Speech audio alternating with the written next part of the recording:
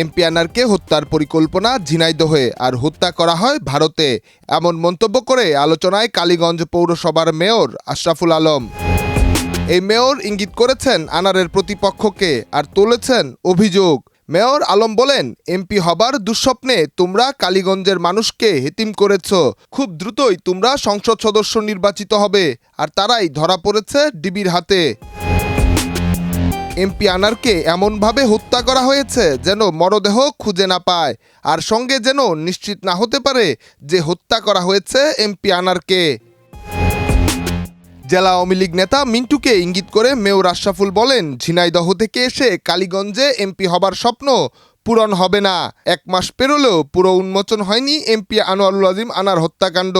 এরই মধ্যে ডিএনএ পরীক্ষার জন্য এমপি আনারের পরিবারকে ডাকা হয়েছে ভারত থেকে।